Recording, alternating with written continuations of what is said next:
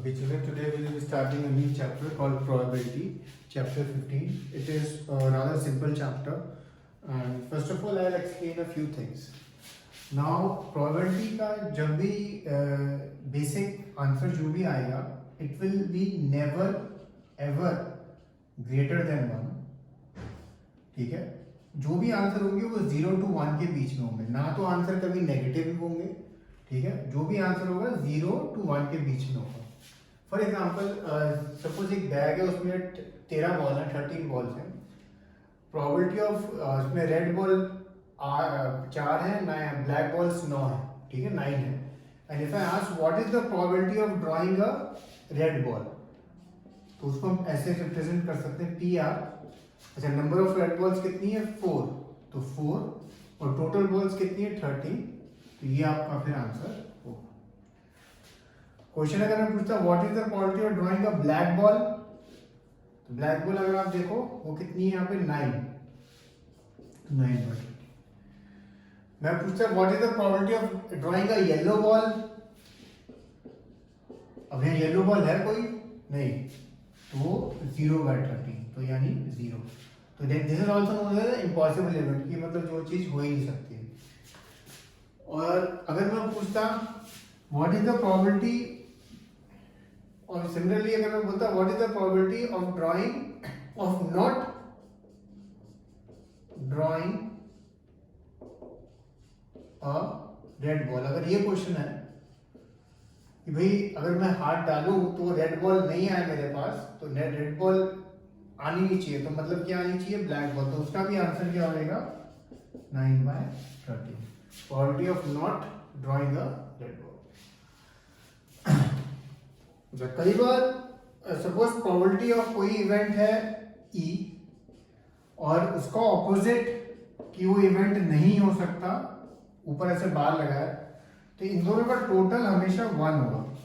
ठीक है, 1 से ज्यादा नहीं हो सकता. तो probability of an event happening plus उसका exact opposite, the total is always 1. अब जैसे डाइस का क्वेश्चन है, सपोज डाइस अगर आप टॉस करते हो तो 1 2 3 4 5 6. ठीक है, जब डाइस अगर आप लूडो खेलते हो या कोई गेम खेलते हो तो इस तरह से डाइस टॉस करते हो. तो मैं पूछूंगा what is the probability of drawing a even number. ठीक है, इवन नंबर अगर ड्रॉ करना है मुझे, तो व्हाट इज द प्रोबेबिलिटी. तो इवन नंबर अगर आप देखो कौन कौन से हैं, 2 है, 4 है और 6 है. और टोटल सारे पॉसिबल आउटकम्स टोटली कितने हैं? 6. और फेवरेबल कौन से हैं? 2 4 एंड 6. तो वो क्या होगा? 3/6. और इसको आप ऐसा कट कर सकते हो. ठीक है, तो इस तरह से है. अच्छा, ये जो टॉइन टॉस होता है, अगर हमने टॉइन एक बार टॉस किया तो what is the probability? Head या टेल. या तो हेड आएगा या टेल आएगा.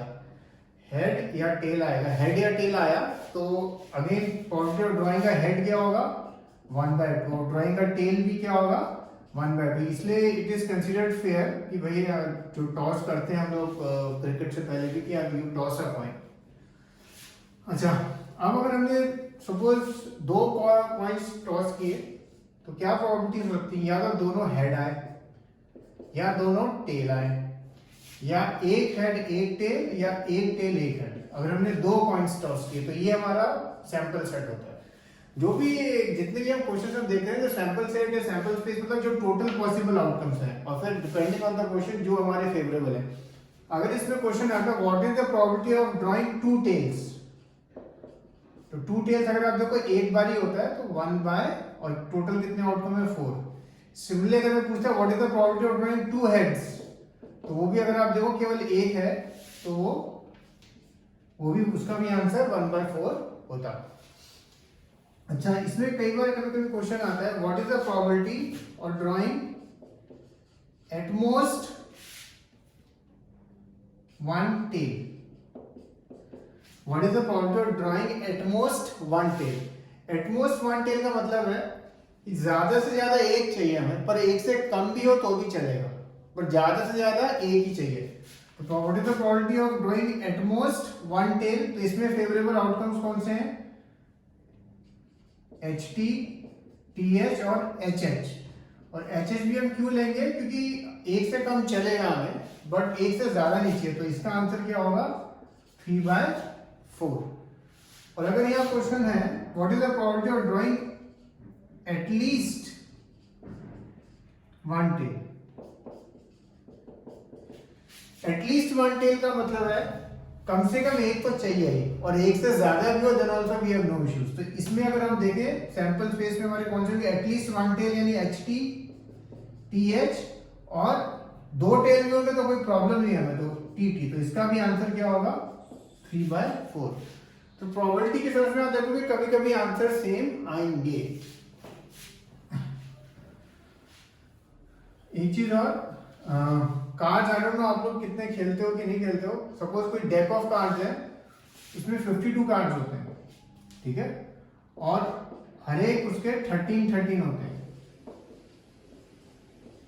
हर एक सूट के 13 होते हैं, और उसमें दो सेट्स होते हैं रेड कलर के, दो सेट्स होते हैं ब्लैक कलर के, ठीक है। और इसमें एक चीज और, जो फेस कार्ड होते हैं, फेस कार्ड होते हैं वो 3 होते हैं, किंग, क्वींस एंड जैक, ठीक है। अच्छा क्वेश्चन कैसे आएगा, suppose what is the probability of drawing a red card. सबसे सिंपल, रेड कार्ड की प्रोबेबिलिटी क्या है, तो टोटल रेड कार्ड्स कितने होते हैं 26, तो 26/52, तो आंसर हुआ 1/2। क्वेश्चन आया what is the probability of drawing an ace, तो कितने एस होते हैं, हर एक सूट का एक एस होता है, तो 4 एस होते हैं, तो उसका आंसर क्या होगा 4/52, जो आप फिर कट कर सकते हैं। What is the probability of drawing a face card, ठीक है, फेस कार्ड, तो फेस कार्ड होते हैं किंग, क्वीन और जैक, और हर एक में 3 होते हैं, तो 3 + 3 + 3 + 3, 3 4 12, तो 12/52। तो इस तरह के क्वेश्चंस होते हैं। ये क्वेश्चंस जो मैंने अभी जो कार्ड्स वाले डिस्कस किए और वो डाइस वाले भी, वो अभी फिलहाल डाइस वाले थे, बट कार्ड्स वाले क्वेश्चन आपकी टेक्स्ट बुक में नहीं है, बट वो आप देखोगे कभी कभी वर्कशीट वगैरह में होता है। अच्छा ये जो चैप्टर है, अब हम जरा चैप्टर देखते हैं। ये एक्सरसाइज है, इसमें एक एक्सरसाइज है जिसमें टोटल 13 क्वेश्चंस हैं। 13 में से पहले 3 और लास्ट के 3 हम अभी डिस्कस करेंगे, और फिर बाकी के आप एक बार ट्राई करना। अच्छा उससे पहले इस टेक्स्ट बुक में एग्जाम्पल्स हैं, एग्जाम्पल 1 से लेके एग्जाम्पल 10, ठीक है। ये जो एग्जाम्पल्स हैं 1 to 10, एक बार आप लोग ना ऑनेस्टली ट्राई करना है इनको। जब आप करोगे इनको, ठीक है, आप देखोगे 10 में से 7-8 क्वेश्चन आपके तभी के तभी हो जाएंगे, ठीक है। और फिर जो 1-2 नहीं होते वो आप देखना, और फिर उसमें जो भी डाउट हो आप मेरे को कॉल या मैसेज करके पूछ सकते हो। तो ये फर्स्ट स्टेप है, इसमें जो एग्जाम्पल है, एग्जाम्पल 1 to 10 टेक्स्ट बुक में ये सॉल्व है। पहले एक बार इनको ऑनेस्टली करना है without looking at the answers, ठीक है। अच्छा अब इस चैप्टर में क्वेश्चंस कैसे आते हैं उसका जरा हम थोड़ा आइडिया लेते हैं। एक्सरसाइज 15.1 देखो, फर्स्ट क्वेश्चन है, in a cricket match a batsman hits a boundary 6 times out of the 30 balls she placed, ठीक है। Find the probability that she did not hit a boundary. तो अगर she did not hit a boundary का निकालना, तो अगर वो लिखा है कि she hits a boundary 6 times out of 30 ball, 6 times वो हिट करती है आउट ऑफ 30, तो कितनी बार वो नहीं हिट करती है, तो ऑब्वियसली 24 टाइम्स नहीं हिट करती है। तो probability of not hitting a boundary 24/30, और इसको हल्का सा कट करके जो भी आंसर आता है आप लिख सकते हैं।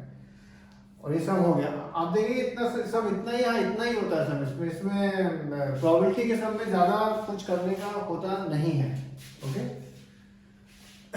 Question number 2, 1500 families with 2 children were selected randomly and the following data was recorded. अब लिखा है 1500 फैमिली का डेटा। फर्स्ट है compute the probability of family choosing at random having 2 girls. तो 2 गर्ल्स आप देखते हो कितनी में है 475, तो 475 अपॉन टोटल फैमिली कितनी थी 1500। तो ये फर्स्ट हो गया।